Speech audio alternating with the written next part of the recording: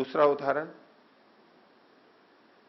बादलों से वृष्टि होती है, हम सब मानते हैं, स्वीकार करते हैं, प्रत्यक्ष है हमारा। लेकिन हमेशा नहीं होता है कि बादल, जब जब बादल हो तब तब वृष्टि हो। कभी वृष्टि होती भी है और कभी नहीं भी होती है। लेकिन इसको विपरीत करें कि जब जब वृष्टि होती है तब तब बादल अवश्य होते हैं। ये तो हमेशा हमें उपलब्ध होता है, जब जब वृष्टि होती है तब तब बादल होते हैं। तो अब ये जो संबंध किसी ने देख लिया है, जान लिया है, तो जो इस संबंध को जानता है उसको कहेंगे प्रतिबंध दृशः, प्रतिबंध को जानने वाला। तो जो अनुमान करने वाला है, अनुमाता है, उसमें ये ज्ञान पहले से अवश्य होना चाहिए। ये संबंध का ज्ञान उसको अवश्य होना चाहिए। यदि ये नहीं है तो अनुमान नहीं कर पाएगा। अब जिसने पहले जान रखा है कि धुआं होता है तो अग्नि, धुआं अग्नि से उठता है, तो अब जब कभी वो केवल धुएं को देखेगा तो धुएं को देखते ही उसे पता लगेगा कि आग लगी हुई है, यहां पर कहीं आग लग गई है। धुआं उठता देखते ही पता लग जाएगा आग लगी है, भले ही उस आग को उसने प्रत्यक्ष नहीं किया है अभी।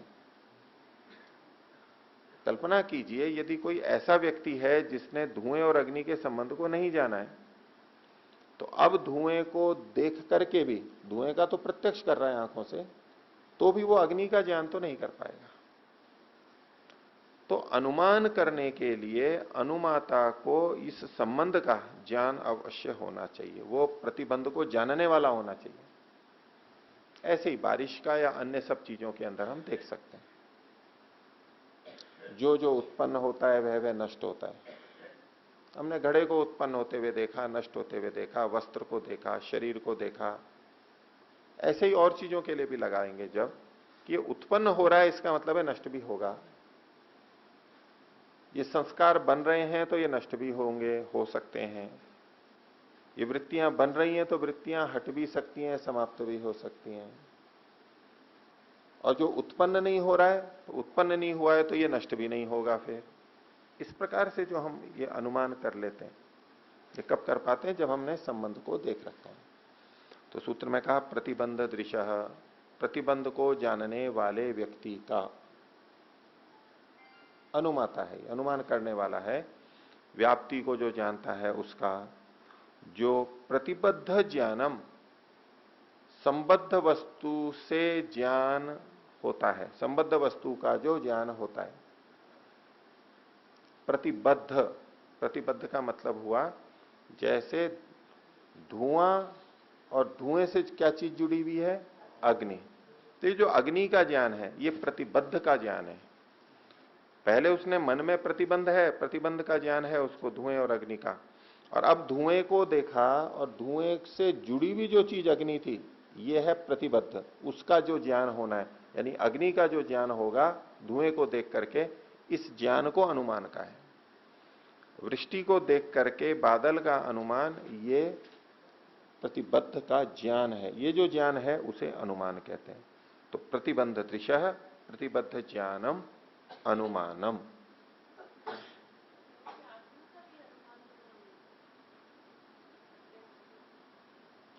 पीछे एक सूत्र आया था कि भाई वो जो पूर्व पक्षी ने प्रश्न किया था कि मूल प्रकृति है उसको शून्य ही मान लिया जाए, अवस्तु मान लिया जाए। और कहा कि नहीं, ये जो कार्य है ये वस्तु दिखाई दे रहा है हमारे को, इससे प्रकृति भी वस्तु रूप है। ये जो ज्ञान किया था, ये ज्ञान कैसे हुआ था? अनुमान से किया, क्योंकि उसने ये संबंध पहले देख लिया था, प्रतिबंध को जानने वाला था वो, कि कोई भी वस्तु यदि उत्पन्न हुई है तो वो वस्तु से ही होती है, अवस्तु से कभी नहीं होती है। देख रखा है, जब यदि कार्य उत्पन्न चीज वस्तु है, सत्तात्मक है, तो उसका कारण भी सत्तात्मक होगा, ये प्रतिबंध को वो जानता है पहले से। अब इस कार्य जगत को देखा, प्रकृति के बारे में प्रश्न उठा हुआ है कि वो वस्तु है या अवस्तु है, तो अनुमान का नहीं, वो वस्तु ही है। क्या अनुमान हो गया? जहां जहां इच्छा द्वेष होता है, वहां वहां चेतन होता है, ये हमें पता है। तो यदि कहीं भी हमें कुछ इच्छा दिखाई दे रही है तो नहीं, यहां कोई ना कोई चेतन है।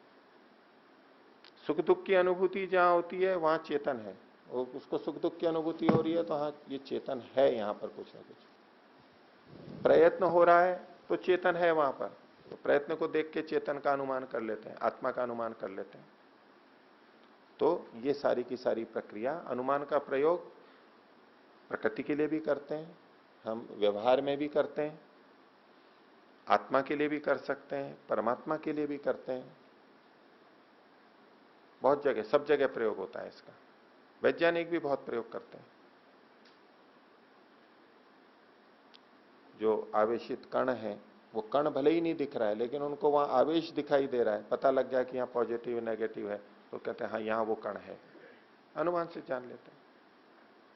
सत्यवेद जी। जी, क्या रोटी और आटे में प्रतिबंध है?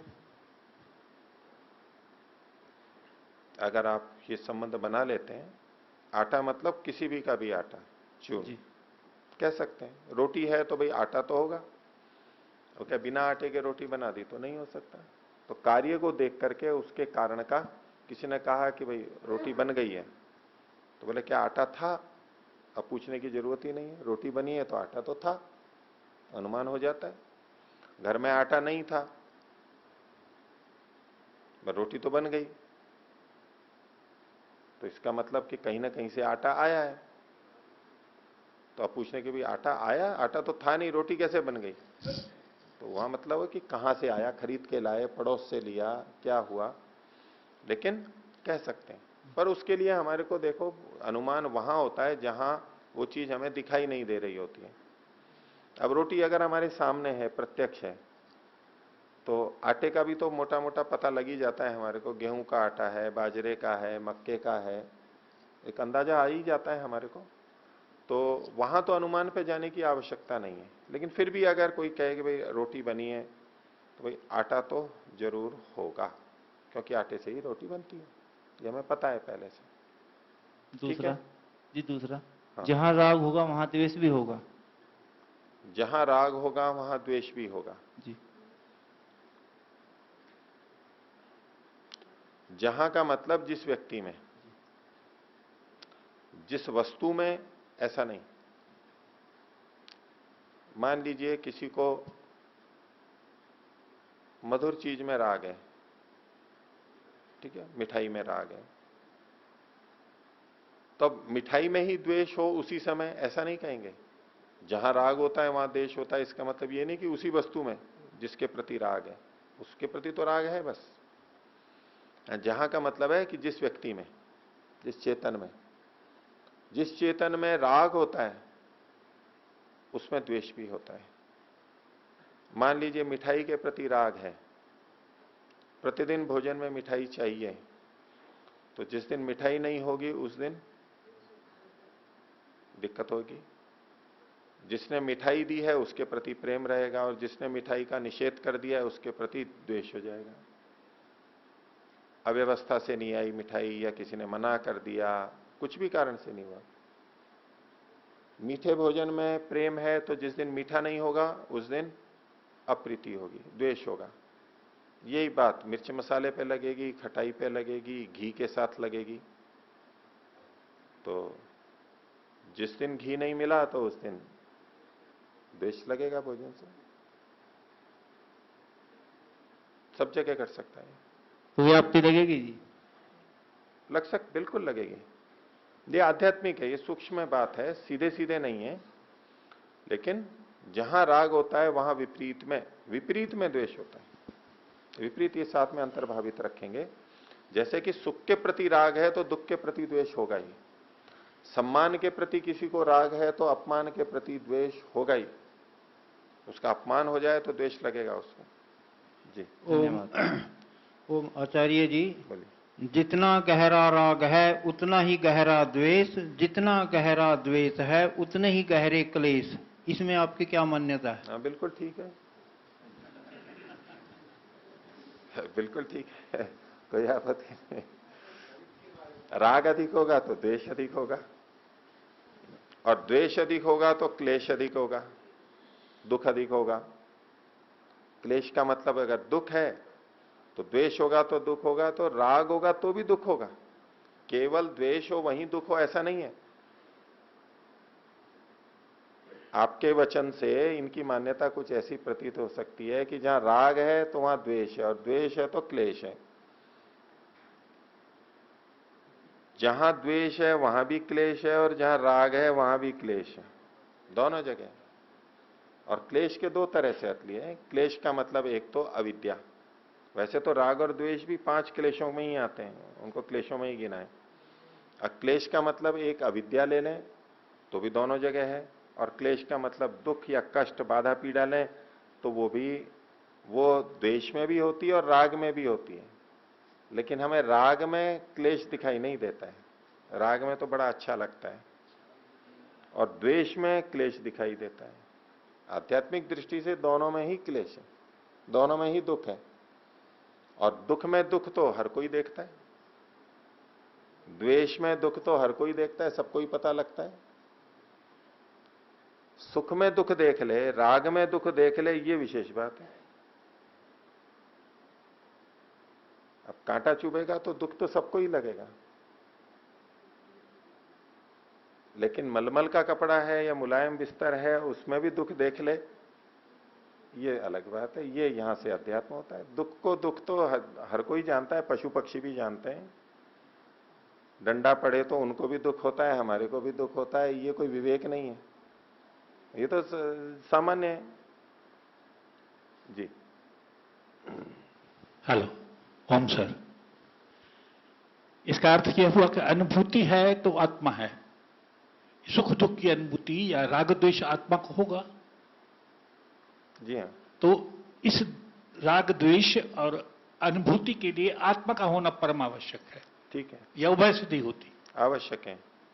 धन्यवाद। इसीलिए अनुमान प्रमाण का प्रयोग किया न्याय दर्शनकार ने, जहां सुख दुख इच्छा द्वेष प्रयत्न और ज्ञान इनको बता के उनका इससे आत्मा का अनुमान होता है। वात्स्यायन भाष्य में भी जो उसको एक एक उदाहरण को देकर के खोला है, वो अनुमान की प्रक्रिया ही है। कुछ इस सूत्र में आपने जो व्याप्ति बताई है, अन्वय व्याप्ति, और एक दूसरा इसमें व्यतिरेक व्याप्ति, इसका कोई उदाहरण नहीं दिया इसमें। इसका कोई उदाहरण बताइए व्यतिरेक व्याप्ति का। उसमें अभी वैसे जाने की हमारे को आवश्यकता नहीं है। सूत्र में व्याप्ति की बात कही, वो थोड़ा न्याय दर्शन का विषय हो जाता है, विस्तार है। पर ठीक है, सामान्य रूप से मैं बता देता हूं, क्योंकि आपको प्रमाण पढ़ने हैं तो फिर वो न्याय दर्शन का विषय मुख्यतः आता है, वहां उसके प्रयोग आते हैं, विस्तार होता है।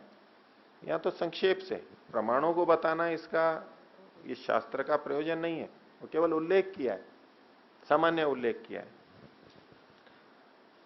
तो इसमें दो शब्द जो इन्होंने बोले, एक अन्वय व्याप्ति और एक व्यतिरेक व्याप्ति।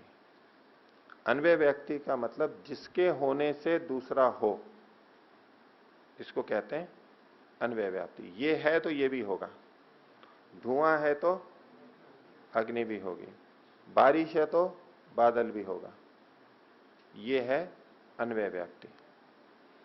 और जब किसी चीज के न होने से दूसरे के न होने को हम करते हैं कि ये नहीं है तो वो भी नहीं है, ये नहीं है तो वो भी नहीं है, ऐसा करके जब हम निश्चय करते हैं, इसको व्यतिरेक व्याप्ति कहते हैं। आत्मा उत्पन्न नहीं होती है तो इसका मतलब है वो नष्ट भी नहीं होती है। उत्पत्ति नहीं होती है ये हमें पता लगा, तो नष्ट भी नहीं होती है ये हमें साथ में पता लग गया। अग्नि नहीं है तो धुआं भी नहीं होगा, आग वाला धुआं। अग्नि नहीं है तो धुआं भी नहीं होगा, बादल नहीं है तो बारिश भी नहीं होगी, ये पक्का है हमारे को। जैसे किसान खेती करता है, बोता है, कटाई करता है, तो उसमें कुम्हार भी घड़े बनाता है, ईंटें बनाता है, तो उसमें वो देखते हैं ना कि बारिश तो नहीं आ जाएगी, कहीं मैं ये काम करूं, फैलाऊं, अन्न को सुखाऊं, बारिश आ जाए।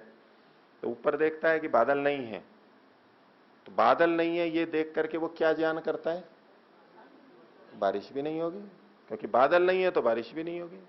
तो एक के न होने से दूसरे के न होने का जो ज्ञान किया, अनुमान किया, ये व्यतिरेक व्याप्ति, ये दोनों, ये नहीं है तो वो भी नहीं। ठीक है, तो आगे देखिए अगला प्रमाण शब्द प्रमाण, सूत्र संख्या 101, बोलिए। आप्तोपदेशः शब्दः, इसको शब्द प्रमाण कहा गया। शब्द का मतलब यहां कोई भी ध्वनि है वो प्रमाण है, ऐसा नहीं। किसी का भी बोला हुआ है, किसी का भी लिखा हुआ है, वो प्रमाण के रूप में कहा जा रहा हो, ऐसा नहीं है। प्रमाण तो शब्द कहा गया कि शब्द प्रमाण, क्योंकि जो ज्ञान हमें शब्दों के माध्यम से होता है, चाहे वो सुन के हो चाहे पढ़ करके हो, शब्दों के माध्यम से जो ज्ञान आता है उसको शब्द प्रमाण कहते हैं, उस ज्ञान को कि ये शब्द प्रमाण से हुआ। क्योंकि हर चीज का हम प्रत्यक्ष नहीं कर पाते हैं, हर चीज का अनुमान नहीं कर पाते हैं, लेकिन दूसरा कोई कर सकता है, दूसरा कोई प्रत्यक्ष कर सकता है, दूसरा कोई अनुमान कर सकता है। तो वो जब हमें बताता है तो हमारे लिए वो शब्द के माध्यम से प्राप्त होता है, सुन के पढ़ के। इसलिए ऐसे ज्ञान को शब्द प्रमाण के नाम से कहा गया। शब्द के माध्यम से जो ज्ञान आया उसको शब्द प्रमाण कहा। लेकिन हर कोई शब्द प्रमाण की कोटि में नहीं आता है। तो प्रमाण की कोटि में कौन आता है? तो इसके लिए इन्होंने विशेषण दे दिया आप्तोपदेश। आप्त का जो उपदेश है वो ही प्रमाण की कोटि में आएगा। आप्त कौन है? तो आप्त शब्द जैसे कि हम प्राप्त बोलते हैं, प्राप्त शब्द बोलते हैं ना, प्राप्त हुआ, तो प्रकर्ष रूप से आप्त प्राप्त, वो का वही शब्द है, इसमें प्र नहीं है तो आप्त। जिसको उपलब्धि हो गई है, जो चीज जैसी थी वैसा उसको उपलब्ध हो गया है, प्राप्त हो गया है।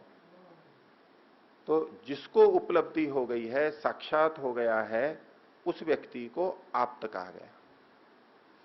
और उसके द्वारा जो बात कही गई है, ज्ञाता के द्वारा जो बात कही गई है, उसको हम कहते हैं आप्तोपदेश। उसका उपदेश, उसका कथन, उसके द्वारा बताई गई बात, तो उसको शब्द प्रमाण में लेंगे। कोई अनाप्त है, वो खुद ही नहीं जानता है, आधा अधूरा जानता है, अब उसकी बताई हुई बात शब्द प्रमाण नहीं कहलाएगी। भले ही वो शब्द है लेकिन वो प्रमाण की कोटि में नहीं आएगा। तो यहां शब्द का मतलब शब्द प्रमाण, जो आप्त का उपदेश होता है वो ही शब्द प्रमाण कहलाएगा।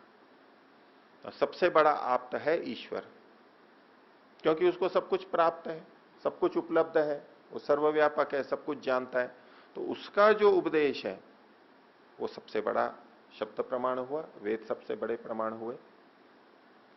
और फिर जो अन्य ऋषि हैं, साक्षात्कृत धर्मा हैं, बड़े बड़े वैज्ञानिक हैं, अथवा छोटी छोटी चीजों में हमें भी जब जो जितना ज्ञान होता है उस विषय में हम आप्त कहलाते हैं। हम उस बात को दूसरे को बताते हैं, छोटी सी बात भी बताते हैं। किसी बच्चे ने भी आके कहा कि भाई कोई व्यक्ति आए हैं, कि वहां पर सांप निकल गया है, तो अब उनके द्वारा जो कहा गया है, छोटे बच्चे के द्वारा भी, वो भी उतने अंश में आप्त है, क्योंकि उसको ज्ञान है उसका।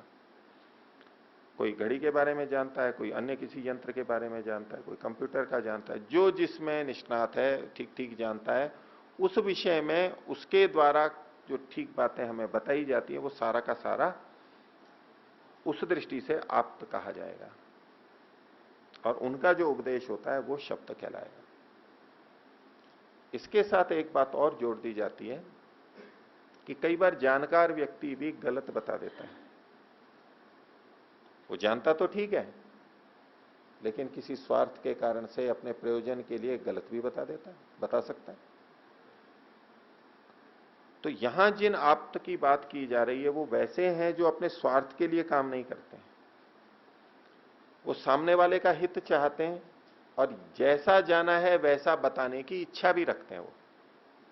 और खुद तो जानते हैं, खुद जानते हैं एक बात, सामने वाले का हित चाहते हैं ये दूसरी बात, और जैसा जाना है वैसा ही वो बताते हैं ये तीसरी बात। ये तीनों बातें जुड़ जाती हैं तो वो आप्त कहलाता है। ठीक है, एक तो खुद जानने वाला, एक जानने वाला चाहिए कि जानना, लेकिन जानते हुए भी कोई व्यक्ति गलत बता सकता है।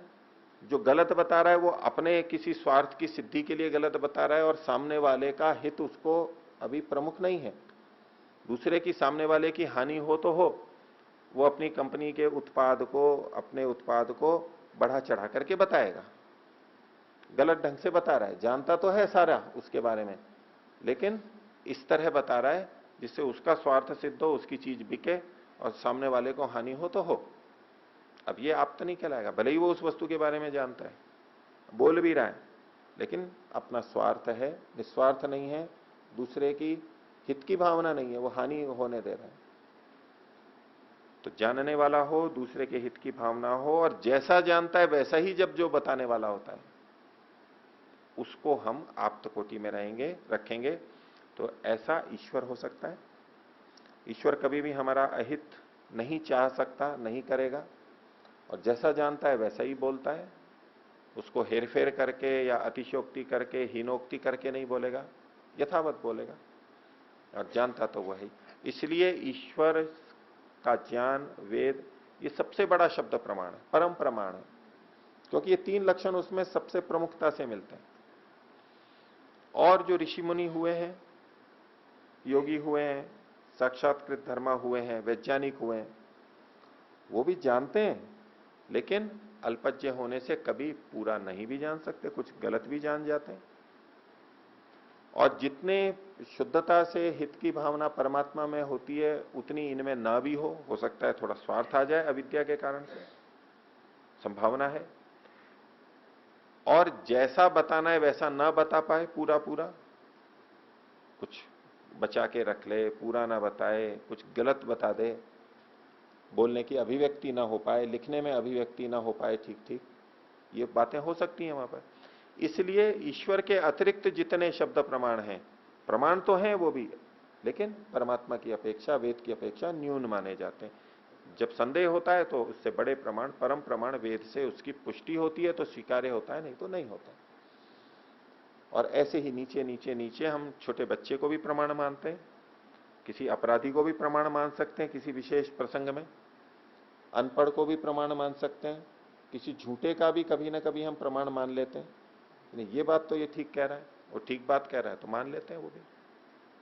अधार्मिक का भी प्रमाण किसी एक अंश में माना जा सकता है, मानते हैं।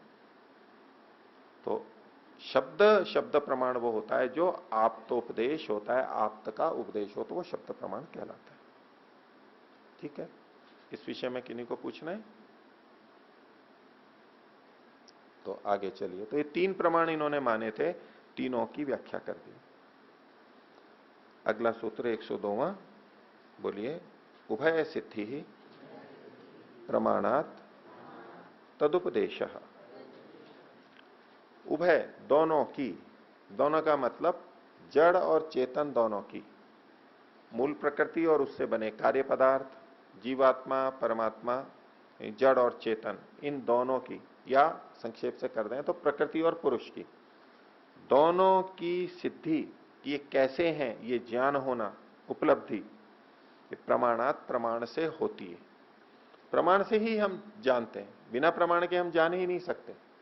जब जब जानते हैं तब तब प्रमाण से जानते हैं। प्रमाण का ठीक उपयोग है तो ठीक जानेंगे, प्रमाण का ठीक उपयोग नहीं है तो जानने में त्रुटि हो जाएगी। तो कहा उभय सिद्धि प्रमाणात, प्रमाण से दोनों की सिद्धि होती है, इसलिए तदुपदेश है, उन प्रमाणों का हमने यहां पर उपदेश किया, ये उपसंहार कर दिया उसका। इन प्रमाणों से, तीनों प्रमाणों से दोनों की ही सिद्धि होती है। प्रकृति का ज्ञान प्रत्यक्ष, अनुमान और शब्द तीनों से होता है। पुरुष का ज्ञान भी तीनों प्रमाणों से होता है। तो तीनों प्रमाणों से दोनों की सिद्धि होती है। और विस्तार कर देंगे तो समस्त कार्य जगत की भी सिद्धि इन्हीं तीन प्रमाणों से होगी, परमात्मा की भी सिद्धि इन्हीं तीनों प्रमाणों से होगी। ठीक है, अगला सूत्र देखिए, 103वां सूत्र, बोलेंगे सामान्य तो दृष्टात उभय सिद्धि ही। उभय से यहां पर फिर वही जीव और प्रकृति का ग्रहण कर लेंगे हम, या जड़ और चेतन का कर लेंगे। इनकी सिद्धि सामान्य तो दृष्ट अनुमान से मुख्य रूप से हम लोग करते हैं। सामान्य तो दृष्ट से। सामान्य तो दृष्ट भी एक प्रकार का अनुमान ही होता है। सामान्य तो दृष्ट भी अनुमान होता है। एक अनुमान तो वो होता है जो हमने व्याप्ति के संदर्भ में देखा था, जिसका हम कभी ना कभी प्रत्यक्ष कर चुके होते हैं। जैसे कि धुएं और अग्नि का कभी ना कभी हमने प्रत्यक्ष किया है और अब धुएं को देख के अग्नि का अनुमान कर रहे हैं। ये तो सीधे सीधे हो रहा है। अब इन्होंने कहा कि आत्मा का ज्ञान हमें सुख दुख इच्छा द्वेष प्रयत्न से होता है। क्या हमने कभी कहीं आत्मा और उसके इन गुणों को साथ साथ में देखा है? जैसे धुएं और अग्नि को हमने कभी साथ साथ देखा था, प्रत्यक्ष देखा था, क्या ऐसा कभी हमने आत्मा और उसके इन गुणों का, सुख दुख इच्छा द्वेष प्रयत्न ज्ञान, इनको साथ में देखा है कभी? किन्हीं ने देखा हो तो बताएं। देखा है क्या? प्रतिदिन देखते हैं? बताइए कौन कौन कह रहे हैं प्रतिदिन देखते हैं?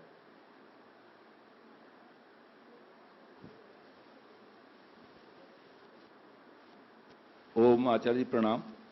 हाँ, प्रतिदिन हम अनुभव करते हैं सुख दुख का। सुख दुख का तो अनुभव कर रहे हैं जी। आत्मा का नहीं, इससे वो ये लिंग है ना, सुख दुख उसका आत्मा लक्षण का है। अनुमान कर रहे हैं। आत्मा का अनुमान सुख दुख से नहीं, करते हैं। प्रत्यक्ष की बात कर रहा हूं मैं। प्रत्यक्ष तो नहीं देखिए, धुएं को देख करके कभी हमने अग्नि का अनुमान किया, उस समय तो अग्नि का अनुमान किया, लेकिन धुएं और अग्नि को कभी हमने प्रत्यक्ष देखा है? अब सुख दुख आदि को देख करके हम आत्मा का अनुमान करते हैं कि यहां सुख दुख है, आत्मा है, यहां सुख दुख है, यहां आत्मा है, इत्यादि। ये तो जैसे धुएं से अग्नि का अनुमान करते हैं, लेकिन धुएं से अग्नि का अनुमान करने से पहले हम धुएं और अग्नि को प्रत्यक्ष देखते हैं ना। अनुमान प्रत्यक्ष पूर्वक होता है। तो ऐसे में कह रहा हूं, क्या कभी सुख दुख और आत्मा कि देखो ये आत्मा है और ये सुख दुख है, ऐसा प्रत्यक्ष हुआ है किसी को? ऐसा तो नहीं हो पाया। नहीं हुआ ना। लेकिन फिर कैसे अनुमान कर लेते हैं हम ये? तो ये भी एक अनुमान का प्रकार है। इसको कहते हैं सामान्य तो दृष्ट, कि गुणों का हमें पता लग रहा है, सुख दुख आदि गुण हैं, और गुण होता है तो गुणी भी होता है, ये हमें पता है। कि कागज है, इसमें स्पर्श है, रूप है, भार है, तो यहां गुणी भी कोई है, द्रव्य भी कोई है। अब यहां सुख दुख और आत्मा को नहीं देखा है हमने, लेकिन एक सामान्य नियम देखा है कि जहां जहां गुण होते हैं वहां वहां पर गुणी भी होता है। इसके अंदर है माइक में, ये और पेटी में है, भवन में है, शरीर में है। जहां गुण होते हैं वहां गुणी यानी धर्मी भी होता है। ये हमने दूसरी जगह प्रत्यक्ष देखा है, लेकिन आत्मा को नहीं देखा है। पर अब जब हमने सुख दुख इच्छा द्वेष प्रयत्न देखे तो भाई ये गुण है तो इसका कोई गुणी भी होना चाहिए, ये जो ज्ञान हो रहा है हमें। और जड़ में तो ये होते नहीं है, तो ये कोई चेतन है। ये जो अब ज्ञान हो रहा है इसको कहते हैं सामान्य तो दृष्ट। मिट्टी और घड़े का ज्ञान हमें होता है, प्रत्यक्ष है, कार्य को देख के कारण का। लेकिन इस कार्य जगत को देख करके मूल प्रकृति का यानी सत्वरस्तम का तो ज्ञान हमारे को नहीं होता है, न हमने पहले कभी साथ साथ देखा है उनको। लेकिन फिर भी हम ये अनुमान करते हैं कि ये कार्य जगत बना है तो कोई ना कोई मूल तत्व इसका अवश्य होगा। प्रत्यक्ष नहीं किया हमने, और चीजों का किया है कि कपड़ा है तो धागा है, रोटी है तो आटा है, इत्यादि। तो इसका भी कोई ना कोई कारण होगा, जैसे और वस्तुओं का कारण होता है। इस कारण को हमने सीधे नहीं देखा था, लेकिन फिर भी हम जानते हैं। इस प्रकार का जो अनुमान होता है इसको सामान्य तो दृष्ट कहते हैं। सामान्य रूप से और जगह देखा गया, उस आधार पर हम यहां भी निश्चय करते हैं। तो 103वें सूत्र में कहा कि ये जो जीव और प्रकृति का हम अनुमान करते हैं, ये कौन सा अनुमान है? तो ये सामान्य तो दृष्ट अनुमान है। न्याय दर्शन में वो 3 भेद किए हैं इसके, और उन 3 के भी 2 प्रकार किए हैं। उन सब की चर्चा यहां पर नहीं करेंगे। बस इतना समझिए कि अनुमान का एक प्रकार है ये सामान्य तो दृष्ट। तो जो हम मूल प्रकृति और आत्मा का अनुमान करते हैं, वो अनुमान में कौन सा अनुमान है?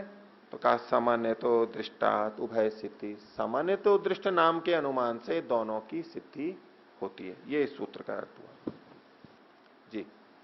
आचार्य जी, इसमें आत्मा और परमात्मा दोनों के लिए पुरुष शब्द आया है, जी तो आत्मा और परमात्मा में गुण तो बिल्कुल अलग अलग हैं, बिल्कुल अलग अलग नहीं, तो फिर बिल्कुल शब्द मत बोलिए, उस दिन भी चर्चा हुई थी।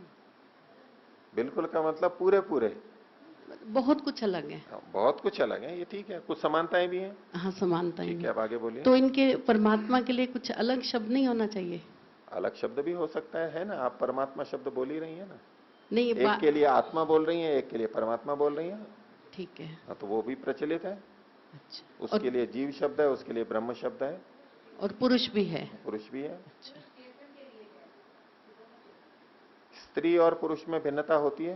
हाँ जी, फिर मानव शब्द दोनों के लिए प्रयोग किया जा सकता है।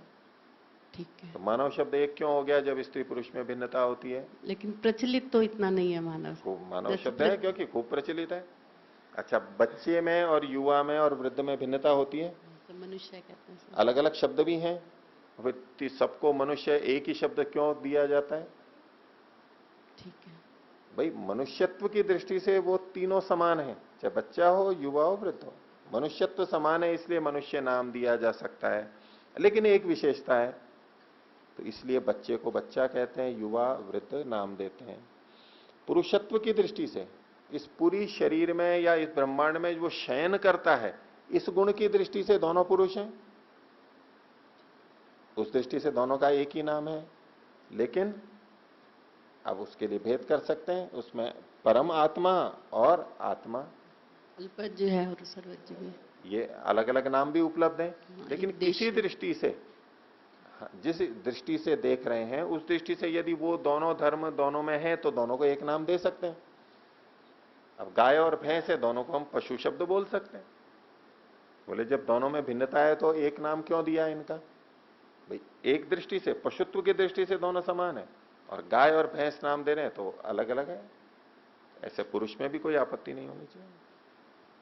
और आचार्य जी, ये हम जितने प्रमाणों से आत्मा को सिद्ध कर रहे हैं कि आत्मा है, इसी प्रकार से परमात्मा को भी सिद्ध कर सकते हैं? कर सकते हैं, उसकी मैंने चर्चा नहीं की। अब चूंकि हम भाष्य नहीं पढ़ रहे हैं, तो ये जहां ये सूत्र है उभय सिद्धि प्रमाणात तदुपदेश, तो भाष्यकार ने तो बताते हैं वो प्रत्यक्ष प्रमाण से तीनों की सिद्धि, अनुमान प्रमाणों से तीनों की सिद्धि, शब्द प्रमाण से तीनों की सिद्धि, वो व्याख्या करते हैं, होती है वो। धन्यवाद।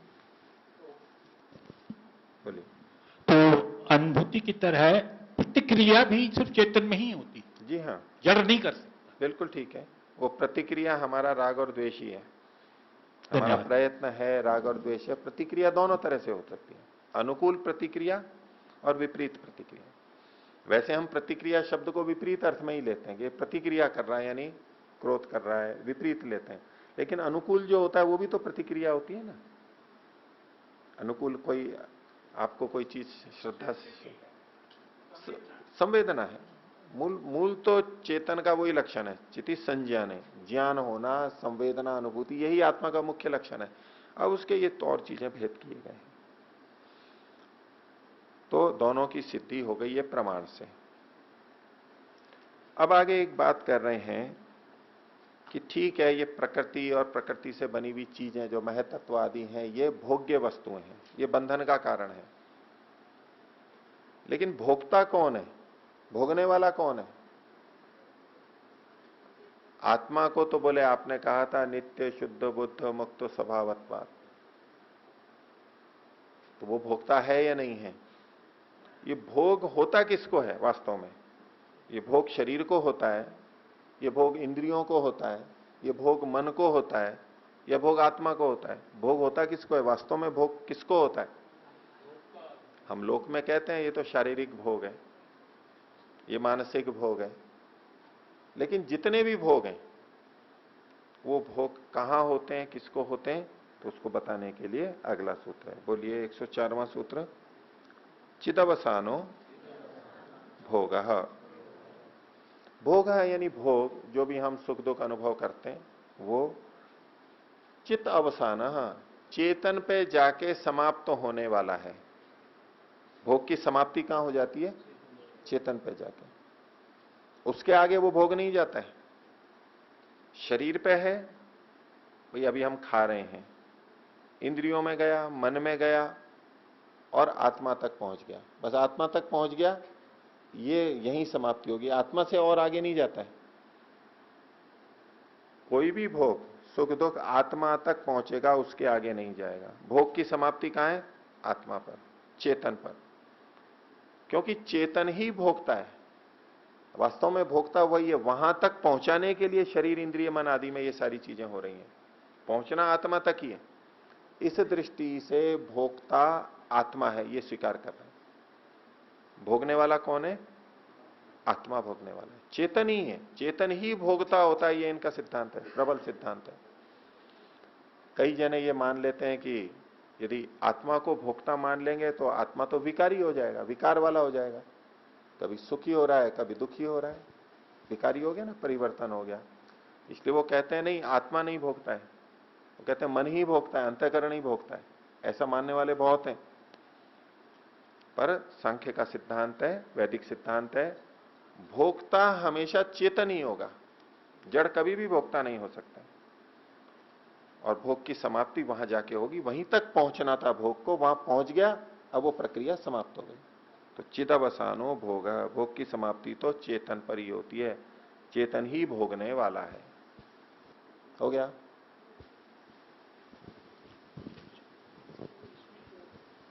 पूछिए। आचार्य जी, आपके पास है? नहीं, कौन बोल रहे थे? मेरे पास। बोलिए। पर तकलीफ तो शरीर को दिखाई देती है, महसूस भी होती है। जो भी मान लो दुख तकलीफ है, आदि व्याधियां जो भी हो, तो शरीर को तकलीफ होती है। बेशक अभी आध्यात्मिक भाषा में तो शरीर जड़ है, लेकिन अनुमान क्या मतलब, प्रत्यक्ष प्रमाण है कि शरीर को दर्द हो रहा है। ठीक है, मरा हुआ शरीर हो तो नहीं, वो तो अब मतलब इतना तो हम जान गए कि नहीं, मरे हुए जान शरीर गए को नहीं तो उसका प्रयोग करना है ना। तो अच्छा, जीवित। अगर नहीं, मेरी बात सुनिए, अभी आप कह रहे हैं शरीर को होता है, ठीक है, तो मरे हुए शरीर को भी आप सुई चुभोगे तो दर्द होता है? और जीवित हो तो नहीं, जीवित, मेरे प्रश्न का उत्तर नहीं दे रहे हो आप जीवित पे नहीं, जा रहे हो। पहले जीवित, तो हमने पूछा है जीवित को दर्द होता है और सभी जीवित को, मानेंगे इस बात को, जीवित को दर्द होता है। जीवित को होता है, ये ठीक है। आपकी ये प्रतिज्ञा नहीं थी कि जीवित को होता है या मरे हुए को होता है। आपका ये कहना था शरीर को होता है, आत्मा को नहीं होता। आपका कथन ये था। अब उस शरीर को छोड़ के जीवित पे मत जाइए। शरीर तो जीवित की बात कर रहे हैं ना, शरीर आपने शरीर का है। चलो आप बताइए, जीवित और मृत का तो इतना सा ज्ञान हो गया कि मृत को कोई तकलीफ नहीं होती। वहां लेकिन वो शरीर है या नहीं है? हाँ या ना में उत्तर दीजिए। शरीर तो है। तो अगर शरीर को होता है, अब यहां अनुमान का प्रयोग करेंगे हम अन्वय व्याप्ति से। जहां जहां शरीर होता है वहां वहां सुख दुख होता है। ठीक है, ठीक है, हाँ बोल रहे हैं? हाँ जी। तो जहां आत्मा है नहीं मैं आत्मा शब्द तो बोल ही नहीं रहा हूं, मैं तो शरीर बोल रहा हूं। अब ये व्याप्ति देखिए, वो प्रतिबंध दृश्य है, प्रतिबद्ध ज्ञानम अनुमानम। अनुमान कैसे करते हैं? क्या इसमें व्याप्ति हो रही है कि जहां जहां शरीर होता है वहां वहां सुख दुख होता है? नहीं, नहीं होती है ना? नहीं। मरा हुआ शरीर है, वहां शरीर तो है लेकिन सुख दुख की अनुभूति नहीं देखी नहीं जाती। होती। ठीक है, हो गया? दूसरा, शरीर जड़ है या चेतन है? नहीं, आपके कहने से तो हम मान लेते हैं ये कोई ये बात नहीं हुई। नहीं, मतलब ऐसे देखने में तो चेतन ही लग रहा है, जो ठीक हाथ है। उठा रहे हैं, कुछ कर रहे हैं तो। ठीक है, चर्चा करते हैं अभी। देखो, इस भाषा को मत बोलिए कि मैंने कहा है इसलिए मान रहे हैं। आप इनको प्रमाणों से सिद्ध हो रहा है इसलिए मान रहे हैं। मैं यूं कुछ भी बोल दूंगा, आप मान लेंगे क्या? मान लेंगे क्या? अभी मैं एक दो उल्टी बातें बोल दूं, आप मानेंगे क्या? मैं कहूंगा देखो आपने हरे कपड़े पहन रखे हैं, मानेंगे आप? आपने सफेद कपड़े पहन रखे हैं, मैं ये बोल दूं, आप मानेंगे क्या? तो मेरी बात मानते हैं ऐसा कोई सिद्धांत नहीं है। वो प्रमाण की बात है, वो माननी पड़ती है, वो मानते हैं। प्रमाण की है भाई, इसका कोई उत्तर नहीं है, ये तो मानना ही होगा। नहीं, मरने के बाद शरीर जड़ है, इतनी तो बात ठीक है। ये अभी रुकिए, दूसरी बात बताइए कि अनुभूति जड़ को होती है या चेतन को होती है? चेतन को। चेतन को होती है। अच्छा, शरीर जड़ है या चेतन है? शरीर जड़ है या चेतन है? मरने के बाद तो जड़ है, अभी तो हमें चेतन दिखाई दे अभी तो चेतन है। मतलब ये सब तो दिखाई दे रहा है, ये कैसे इसको गलत साबित करें? ठीक है, चेतन के समान दिखाई दे रहा है। बस ये बात है। तो बस यहां थोड़ा व्यवहार में ही हमें समझना है। प्रतीति तो हमें यही होगी कि पैर में दर्द हो रहा है, सिर में दर्द हो रहा है, क्योंकि ये ईश्वर ने व्यवस्था ऐसी कर रखी है तंत्रिका तंत्र की कि जहां से संवेदना आ रही है, जहां कष्ट बाधा पीड़ा है, वो हमें पता लगना चाहिए कि यहां पर है। इस दृष्टि से हमें बोध होता है सुख का या दुख का, ऐसा हमें प्रतीत होता है। उसी को ये यहां समझाना चाहते हैं कि भाई ये तो शरीर तो जड़ है, जड़ प्रकृति से बना हुआ है, तो इसमें चेतनता नहीं है, संवेदना नहीं है, ये माध्यम केवल बनता है। ऐसा हमें प्रतीत होता है केवल, वो चेतन ही अनुभव करता है उसको, इतना ही मानेंगे। ठीक है। हाँ। आचार्य जी, ये सांख्य दर्शनकार जो संस्कार होते हैं या कर्माशय वो चित्त में मानते हैं, तो ये फिर भोग को आत्मा में क्यों मान रहे हैं? भोक्ता आत्मा को क्यों कह रहे हैं? उसको भी चित्त में माने? आगे आएगा, इसका आगे आएगा, अगले 2 सूत्र आ रहे हैं, वो प्रसंग चलेगा कि भोक्ता इसको क्यों मान रहे हैं, इसी को भोक्ता क्यों मान रहे हैं। और कई लोग भोग भी चित्त में ही मानते हैं। वास्तव में भोग किस में हो रहा है? चित्त में हो रहा है, ऐसा मानते हैं वो लोग। आत्मा में हो ही नहीं सकता, आत्मा तो निर्विकार है, अपरिणामी है। अगर उसमें भोग मान लिया तो परिणामी हो जाएगा, और परिणामी हो गया तो वो अनित्य हो जाएगा, ऐसा उनका सोच है।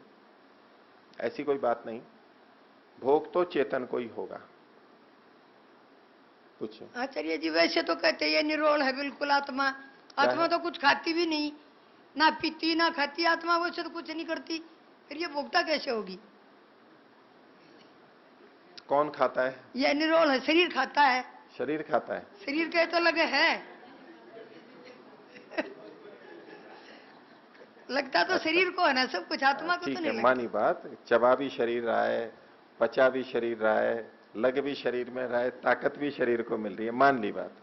अब इसके आगे एक सूत्र इन्होंने पीछे दिया, एक सिद्धांत दिया कि संघत परार्थत्वात् पुरुषस्य।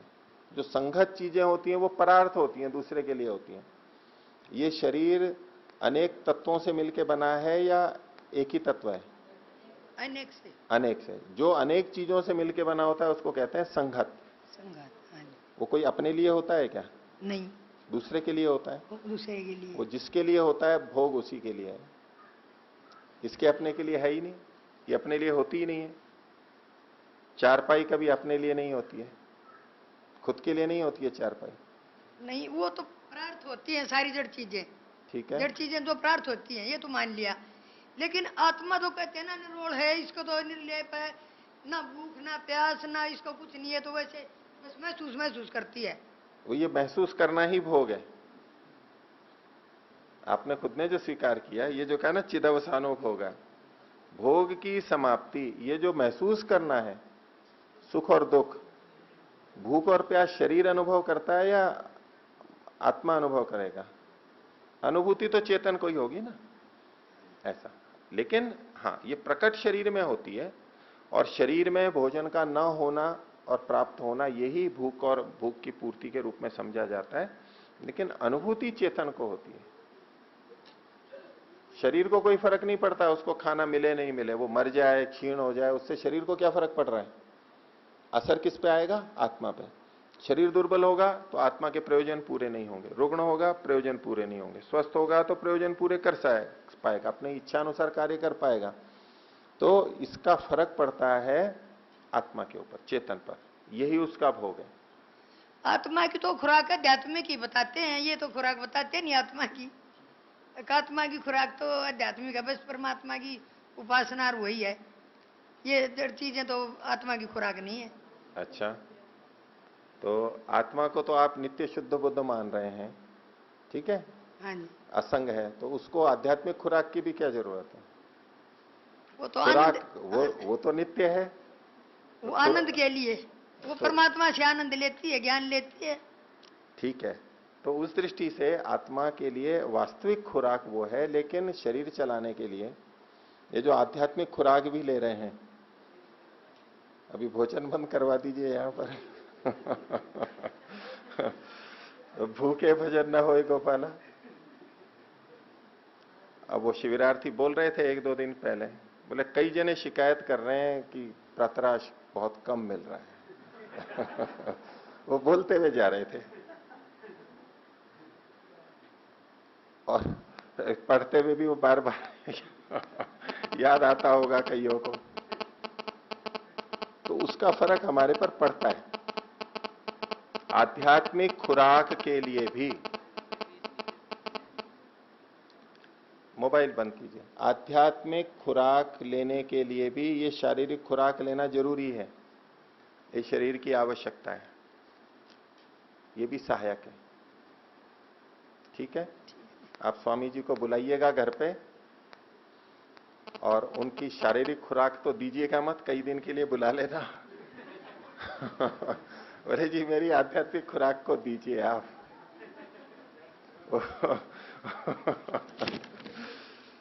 ठीक है, और किसी को पूछना है? पूछिए।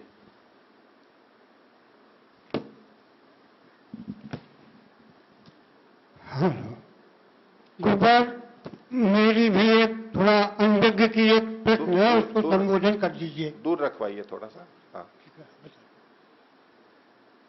ये जो प्रश्न चल रहा है कि शरीर को दुख होता है या आत्मा का होता है, तो मेरा केवल यह है कि ना आत्मा का होता है ना शरीर का होता है। आप रह गया कैसे प्रमाण न दूं नहीं, आप फिर कह देंगे, तो इसको मुझे शंका है।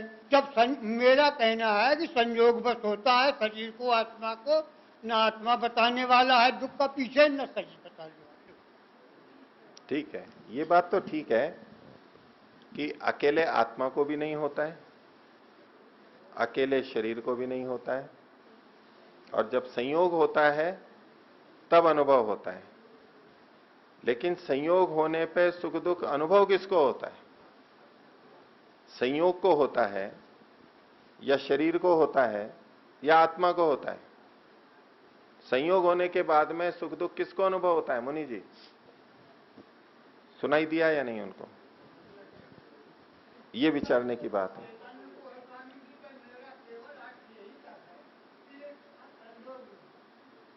आपकी बात आ चुकी, संयोग के बिना ये नहीं होगा, माना, लेकिन उससे अगली बात भी तो देखनी है कि संयोग के बाद में सुख दुख किसको हो रहा है?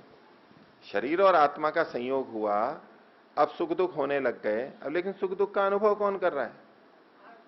आत्मा कर रहा है। बस यही बात है, यही बात चल रही थी। तो चिदवसानो भोग, भोग की समाप्ति चेतन पे होती है। आगे चलते हैं, कुछ सूत्र आगे चलते हैं।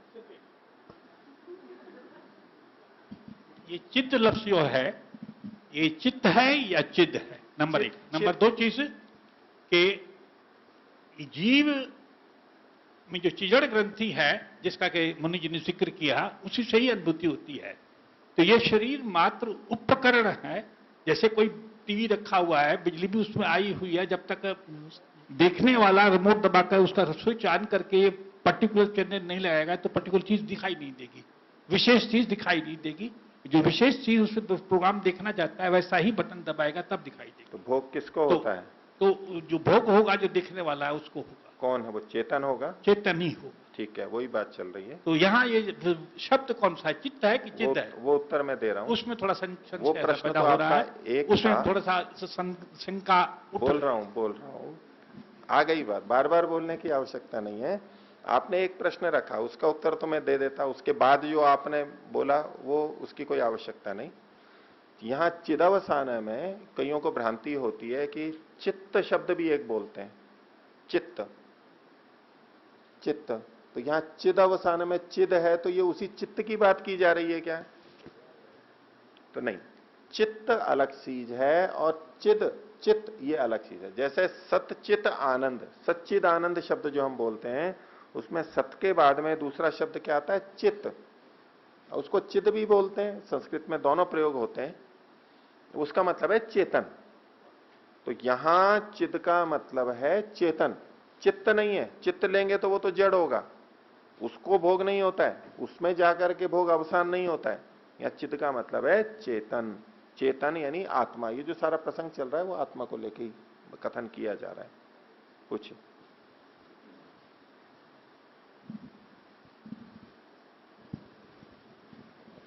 आचार्य जी, मैं ये जानना चाहती थी कि इस सूत्र से एक हम अपने लिए विवेक जागृत कर सकते हैं। ये सूत्र उस विवेक में काम आ सकता है क्या? हम ये अनुवृत्ति करें जैसे भोग चेतन पर जाकर ही समाप्त होते हैं, तो ये जो कुछ भी दुख मिल रहा है ये मेरे चेतन के लिए ही दिया जा रहा है, तो मैं उसे ग्रहण ना करूं क्योंकि ये चेतन तक ही आना है, और मैं इसे ये मानकर चलूं कि ये जो कुछ भी दुख आ रहा है ये चेतन तक आना है, तो मुझे नहीं लेना चाहिए ये।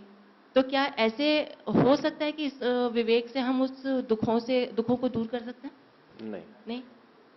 ये उस शैली से कई जने बोलते हैं। यहां तो ये बताया जा रहा है जितना भोग है वो चेतन तक आएगा ही। आप जो कह रही हैं वो एक उस शैली में लोग जो बोलते हैं उससे जो तात्पर्य निकलता है वो बोल रही हैं कि कहते हैं कि ये जो सारा कुछ हो रहा है, वृद्धावस्था, युवावस्था, बीमारी, ये कहां हो रही है? ये तो शरीर में हो रही है, आत्मा पे थोड़ा ना आ रही है। ये जो मन में वृत्तियां उठ रही हैं, सुख दुख आ रहा है, ये किस में हो रहा है? ये मन में हो रहा है। आत्मा तो नित्य है, अजर अमर है, उसमें तो कोई परिवर्तन होता नहीं है, तो मैं क्यों परेशान हूं? ये भवन गिर रहा है तो मैं क्यों परेशान हूं? जनक का राजमहल जल रहा है तो मैं क्यों परेशान हूं? उसमें मेरा क्या गया? ये वैराग्य के लिए अध्यात्म में इस भाषा में बहुत बोला जाता है। ठीक है, बेटा मर गया तो मर गया, कोई बात नहीं। शरीर बीमार पड़ गया तो पड़ गया, कोई बात नहीं। कुछ भी हो जाए, क्योंकि मैं तो नित्य अजर अमर हूं, मेरा तो कुछ बाल बांका होता नहीं है, इसलिए मेरे को कोई दुख की बात ही नहीं है, चिंता ही नहीं करनी चाहिए। इस शैली में कई जने दुख दूर करने का प्रयास करते हैं। ये अध्यात्म की कई बातें होती हैं जो ऊपर ऊपर चलती हैं। दिखने में तो लगेगा बड़ी गहरी बात कह रहे हैं और बड़ी तत्व की बात कह रहे हैं, आत्मा और प्रकृति के विवेक की बात कर रहे हैं। ठीक है, आत्मा और प्रकृति अलग अलग हैं, लेकिन यह भी तो सत्य है कि शरीर में बिगाड़ होता है तो उसका प्रभाव आत्मा पे आता है। ये हमारा साधन है, हम उससे बंधे हुए हैं। जितनी पीड़ा रोग से होनी है वो तो होनी है, उससे कोई नहीं बचेगा, ना योगी बचेगा ना भोगी बचेगा। अब हाथ कट गया, वो क्या कि कट गया तो कट गया, क्यों दुखी हो रहे हो? हाथ के कटने से जो बाधा होती है व्यवहार में वो तो योगी को भी होगी। हाँ, योगी जिस दुख से बचता है वो कौन सा है कि भोगी व्यक्ति जो कल्पना में अतिरिक्त दुख अपना लेता है। बाधा हुई है थोड़े सी की, वास्तविक हानि हुई है थोड़े से की, लेकिन वो कल्पना में दुख को जो बढ़ा लेता है, अविद्याजन्य जो दुख होता है, योगी उस दुख को नहीं आने देता, वहां तक ठीक है। लेकिन दुख होगा तो उससे हटने का प्रयास करेंगे। अब यहां जो पहला सूत्र हुआ, त्रिविध दुख की अत्यंत निवृत्ति अत्यंत पुरुषार्थ है, तो ये त्रिविध दुख से आत्मा पे कोई फर्क पड़ रहा था, तभी तो ये सोच रहे हैं कि उसको हटाना है। अगर ये वैसे आध्यात्मिक व्यक्ति होते जैसे कि तथाकथित होते हैं आजकल, तो कहते हैं कि ये दुख, ये आदि भौतिक आध्यात्मिक दुख हो रहे हैं, ये आत्मा में कुछ फर्क ही नहीं पड़ रहा है, वो तो नित्य शुद्ध बुद्ध मुक्त है, इसको हटाने की जरूरत ही क्या है? आत्मा में कहां फर्क पड़ रहा है? तो इन दुखों को हटाने की चर्चा ही क्यों, ये शास्त्र ही क्यों? और उन आध्यात्मिक व्यक्तियों से भी पूछना चाहिए, फिर आप जन्म मरण के चक्र से छूटना क्यों चाह रहे हैं? आप तो चाहे बंधन में रहें चाहे मुक्ति में रहें, आप तो जैसे हैं वैसे ही हैं, नित्य शुद्ध बुद्ध अजर अमर। जो बदलाव हो रहा है वो शरीर में ही हो रहा है, लेकिन ये सत्य है कि इसका प्रभाव हमारे पे आता है। यही बात बताई जा रही है कि जो भी भोग होगा वो आत्मा तक पहुंचेगा। ये नहीं कह सकते कि आत्मा पर नहीं पहुंच रहा है। वो आप जो कह रही हैं वो कि आत्मा पे तो है ही नहीं, इसी पे ही हमें हटा दूं, मेरे पे क्या फर्क पड़ता है? मेरे पे पहुंच रहा है तो मैं मेरे तक नहीं पहुंचने दूं। कैसे नहीं पहुंचने दूं? अब मेरे तक तो पहुंचेगा ही। ऐसा हो नहीं सकता कि वहां तक ना पहुंचे। या तो रोग होगा, मूर्छा होगी, नहीं पहुंचेगा। लेकिन अगर जागरूक है, जीवित है, तो पहुंचेगा ही। कोई कितना ही जीवन मुक्त हो, योगी हो, चलते हुए पैर में कांटा आएगा तो वो हटाएगा या नहीं? गंदगी होगी उसको साफ करेगा या नहीं? यदि कोई फर्क ही नहीं पड़ रहा है तो उसको कुछ करना भी नहीं चाहिए। फिर भूख और प्यास में भी ना खाना चाहिए ना पीना चाहिए, क्योंकि उस पर तो कोई फर्क पड़ ही नहीं रहा है। उस जो सुख दुख हो रहा है उससे अपने को पृथक देख करके रह ले वो। ये केवल ऊपर ऊपर से वाणी की बातें हैं, व्यवहार उस व्यक्ति में भी नहीं मिलेगा। कोई व्यक्ति नहीं मिलेगा जो इसका व्यवहार कर सके। और ऐसा उपदेश जो व्यवहार में नहीं आता है उसको क्या कहते हैं? न अशक्योपदेश विधि, उपदिष्टे भी अनुपदेश। अशक्य की उपदेश विधि नहीं होती, ऐसा कोई कर ही नहीं सकता। और उपदेश दिए जा रहे हैं वैसा, वो खुद ही करके बता दें। तो ऐसों का ये उपदेश कह कोटि में आता ही नहीं है, वो तो अनुपदेश है। उसको अध्यात्म कहते ही नहीं है, वो तत्व नहीं है, वो पलायनवाद है। अध्यात्म में भी बहुत पलायन चलता है। अध्यात्म के नाम से मिथ्या मान्यताएं बहुत चलती हैं और समझा यह जाता है कि बहुत बड़ा अध्यात्म है। आपको ये बात यहां शास्त्रों में नहीं मिलेगी, वैदिक दर्शनों में नहीं मिलेगी, उपदेश में बहुतों में मिलेगी आपको। तो ये इसका हमारे पे फर्क पड़ता है, नहीं तो ये दर्शन ही नहीं है। और वो व्यक्ति भी अध्यात्म की क्यों बात कर रहे हैं? अगर आत्मा उससे पृथक है और कोई अंतर नहीं पड़ता है तो चलने दीजिए। संसार में अन्याय अत्याचार है तो चलने दीजिए, क्या फर्क पड़ता है उससे? अधर्म है, चलने दीजिए। लेकिन फर्क पड़ता है उससे। इस सत्य को हम झुटला नहीं सकते। भोग चेतन तक पहुंचेगा, चिदवसानो भोग, ये कहा जा रहा है। बच नहीं सकते हम उससे। बंधन में है तो भोग पहुंचेगा हमारे को, तो चिदवसानो भोगा। अब इस पे ये प्रश्न उठा, भाई आत्मा को आपने भोक्ता कैसे मान लिया? आत्मा को कर्ता तो आप मानते ही नहीं है। पीछे बात आई थी ना कि कर्म से बंधन नहीं है, क्रियाओं से, क्योंकि कर्म तो अन्य का धर्म है, आत्मा का तो धर्म ही नहीं है।